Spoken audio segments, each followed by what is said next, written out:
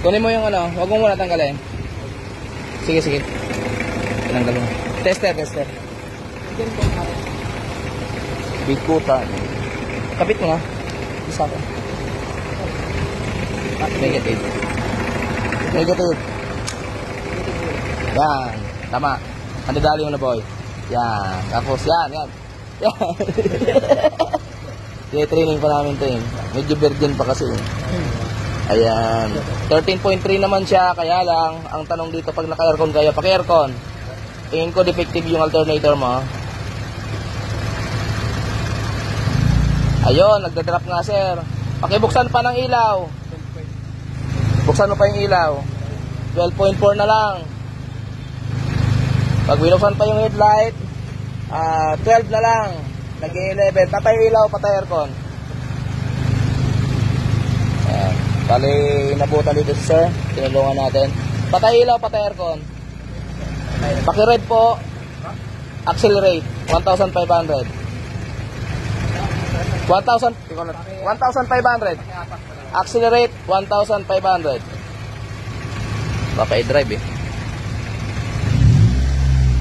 Okay. Makakauwi ka sir. Nagto-13. Okay na. Yan, makakauwi naman to. Honda Civic. MS. Baba mo ng hood. Sir, makakauwi ka. Huwag ka lang mag-aircon. Huwag ka na mag-ilaw. May uwi mo lang. Tapos, andarin mo muna sa bahay mo ng at least mga 15 minutes.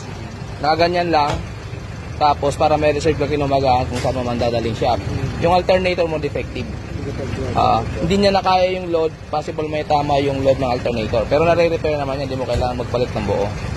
Ano lang, hindi niya na kayang i-supply kapag may load. Kaya hindi ito na inabot. Habang tumatakbo ka, charging siya pero bitin. Ngayon, pag wala kang load, matic manual. Manual, okay. Makakauwi ka. Okay na po yan. Wag mo lang papatayin muna ha. Kulang pa yung karga.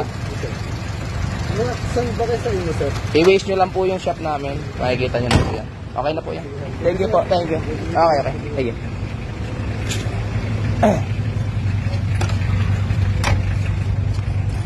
Ayan, bali inabot si sir dito sa ano? Sa... Say! Ayan, bali yung Honda Dimension inabot na lupat. Okay. Ayan, bali may tinulungan kami. Isang Honda Civic Dimension. Inabot dito sa gasolinahan. Pinatay lang yung kanyang makina dahil nagpakarga ng fuel. Ayan, low bat na pala siya.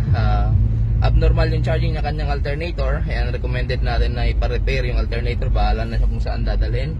Ayan, buti na lang nasaktong nandito si Sir ano. Angelo. Ano mo talaga Angelo? Ayan, napunta po kami ng puti. Dito kami na sa Petron, sa Daang Hari. Ayan, nagparga po kami ng diesel. Ayan, inabot namin tinulungan na lang. Maraming salamat. Almar Auto Car. Ayan, hindi lahat ng pagtulong ay kailangan ng pera. Ayan, maraming salamat. Napadaan lang tayo ang tinulungan natin. Thank you so much. Ayan, puro pang-awasis Cavite. Search lang mga boss. Almar Auto Car. Sa phone number namin 0946882153. Ayan, Waze or Google Maps, Almar Auto Car. And hanapin nyo lang po yung bagong mekaniko, Angelo.